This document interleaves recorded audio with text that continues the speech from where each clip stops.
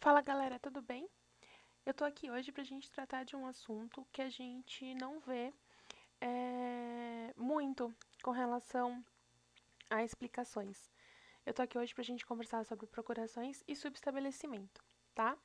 Na verdade, a gente vai falar sobre mandato judicial.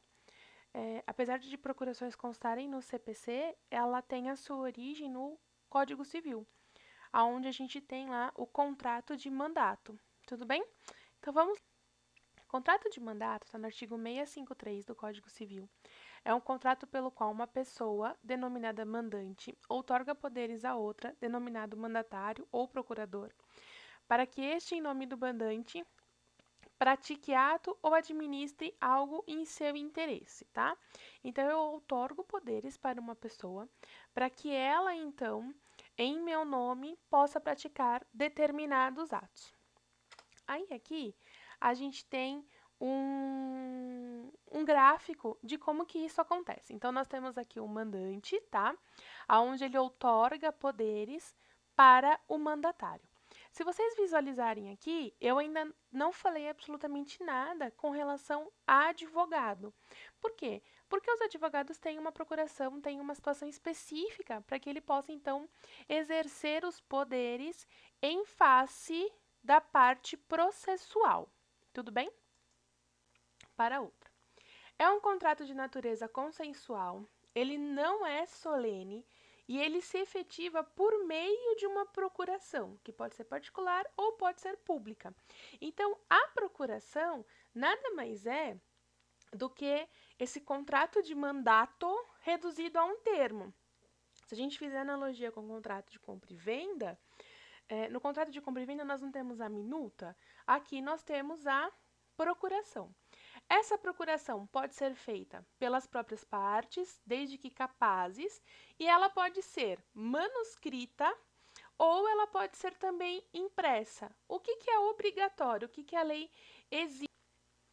Tipos de mandato que nós podemos ter. Nós temos o mandato geral, que pode envolver todos os negócios do mandante. Então, eu tenho o poder para fazer tudo. Como eu posso ter mandato especial, que é relativo a um ou mais negócios determinados. Quando eu especifico para que eu quero, o que eu quero que a outra pessoa faça, que o procurador faça, tá? Os artigos 660 e 661 do Código Civil diz que é obrigatório poderes especiais e expressos, tá? Para aqueles atos que excedem a administração ordinária, em especial atos que envolvam poder de alienar, hipotecar e transigir.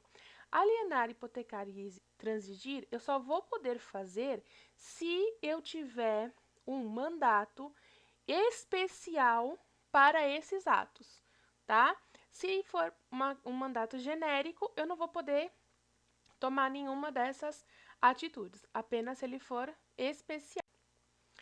Aí chegamos então na procuração específica para o advogado, tá? Então vamos só fazer rapidinho uma recapitulação. O contrato de mandato, ele parte do Código Civil, como a gente viu, artigo 653, tudo bem? Agora, a procuração adjudícia, que é uma procuração específica para o advogado atuar pela parte no aspecto forense, essa sim vem do CPC, artigo 104, tá? Então, vamos começar no 104. É instrumento que habilita o advogado a praticar em nome da parte todo e qualquer ato processual. Então, a partir do momento que o advogado recebe uma procuração adjudícia, ele pode ajuizar a ação, ele pode contestar, apresentar reconvenção, recorrer, opor exceção, ele pode fazer tudo no processo que for favorável ao seu cliente, tá? Então, ele tem que receber uma procuração adjudícia para poder fazer isso. E é uma procuração específica para o foro, em geral, tudo bem? Agora, o CPC traz algumas exceções, tá?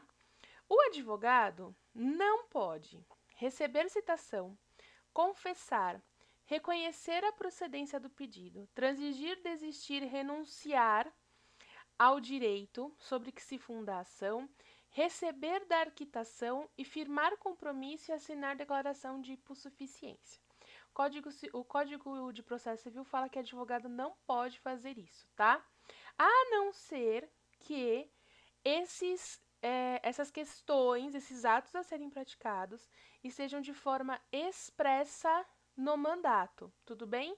Então, vamos lá. Artigo 104 do CPC. Instrumento que habilita o advogado a praticar em nome da parte todo e qualquer ato processual, tudo bem? Então, eu posso contestar, por exemplo. Agora, esse tipo de mandato não me autoriza a receber citação, confessar, reconhecer o pedido, desistir, renunciar. Para que eu possa fazer esses atos, a minha procuração adjudícia precisa ser específica, tá?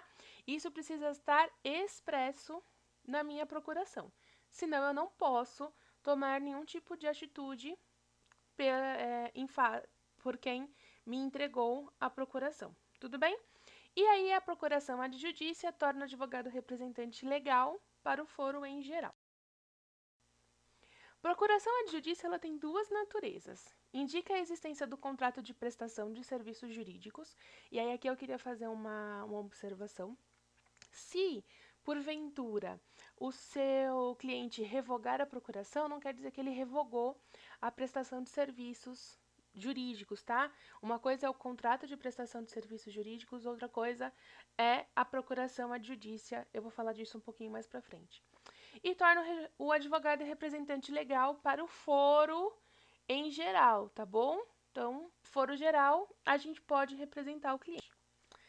Procuração adjudícia, voltando no 104, tá? Uma observação muito importante aqui nesse 104 do CPC. O advogado não pode postular em juízo sem procuração, tá? Salvo para evitar preclusão, decadência ou prescrição ou algum ato de urgência. Então, sem procuração eu não posso postular, salvo algumas exceções. Preclusão, decadência, prescrição ou ato considerado de urgência. Tudo bem? Nessas hipóteses, o advogado pode postular e ele tem prazo de 15 dias, prorrogáveis por igual prazo, para apresentar a procuração. Porém, o código fala que prorrogável por igual período por despacho do juiz. Então, é o juiz que vai me determinar se esse prazo vai ser prorrogado ou não. Tudo bem?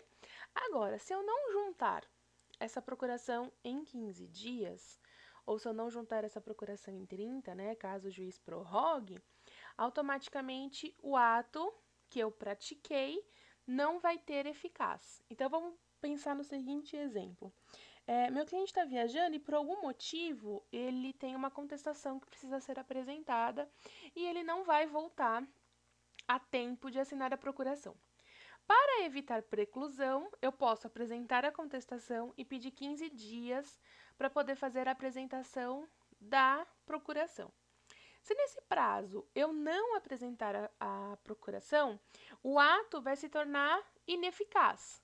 E, além disso, eu vou responder, eu, advogado, pelas despesas e por perdas e danos. Então, tem que tomar muito cuidado com esse prazo para poder apresentar a procuração quando você não consegue juntar na primeira oportunidade.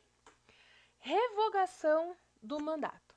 Aqui a gente precisa tomar muito cuidado para esclarecer qual que é a diferença de revogar e de renunciar, tá? O cliente revoga.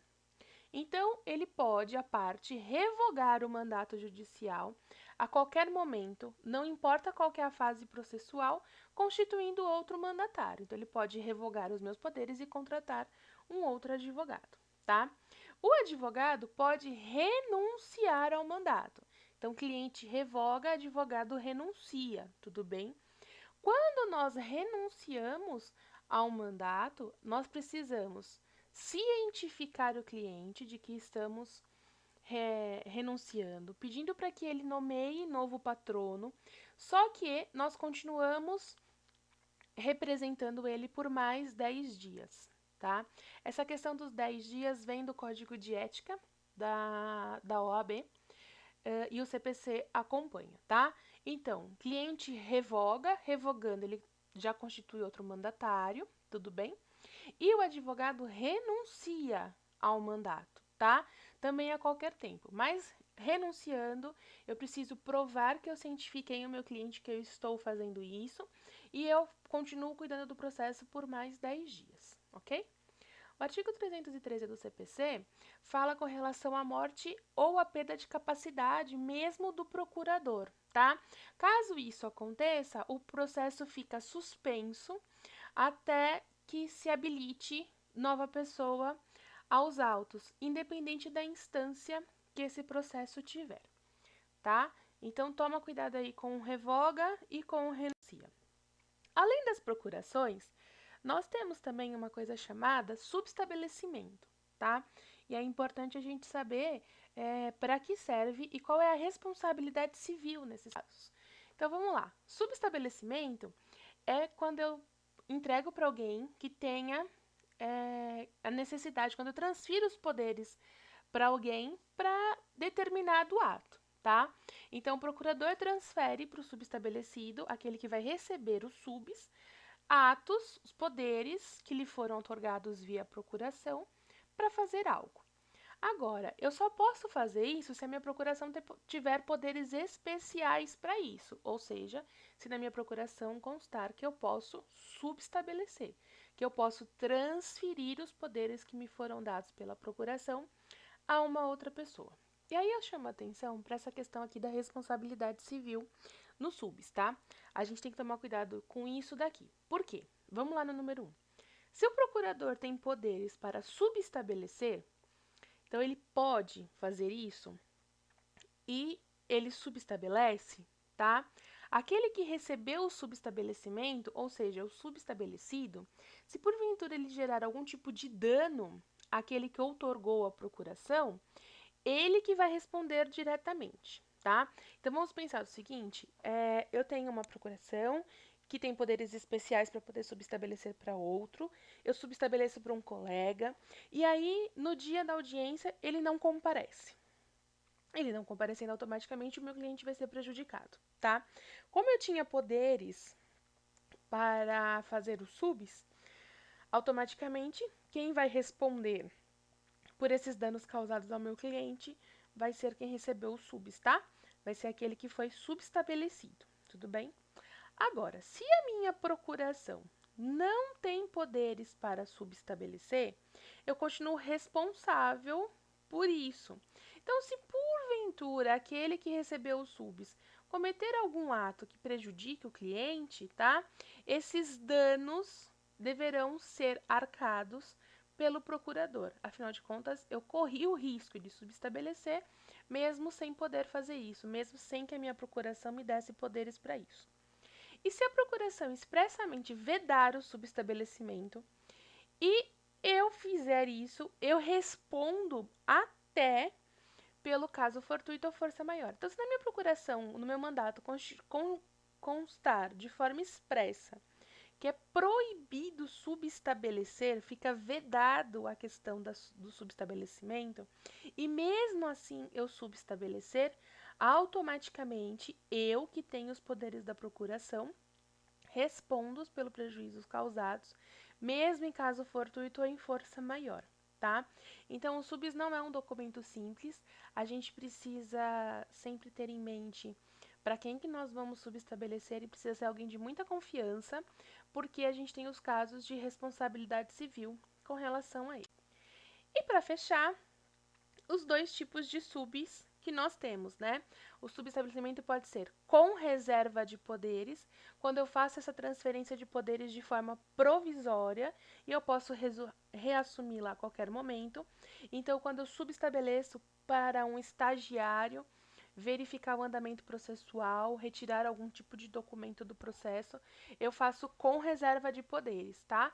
Ele tem esses poderes de forma momentânea, somente para um ato, e aí eu posso reassumir a qualquer momento. Sem reserva de poderes é quando acontece a transferência de forma definitiva, tá? E aí eu não vou poder ter isso de volta. Normalmente, o sem reserva de poderes acontece quando o nosso cliente revoga a procuração. E aí ele pede para que a gente, então, faça a transferência dos processos por meio de subestabelecimento sem reserva de poderes, tá? Aonde então eu renuncio ao poder de representação que me foi conferido, tendo em vista a revogação do meu mandato que o cliente tinha me passado. Tudo bem? Espero ter aí esclarecido algumas dúvidas entre a diferença entre procuração e subestabelecimento. Espero que tenha ficado claro a explicação. Qualquer dúvida, aqui embaixo do post tem uma forma de comentários ou de e-mail. E além disso, na página inicial do blog, do seu lado direito, tem lá seguir. Clica lá, toda vez que eu atualizar o blog, você vai receber as novidades. Ok? Galera, então é isso. Nos vemos na próxima para conhecer um pouquinho mais sobre esse mundo do direito. Aquele abraço.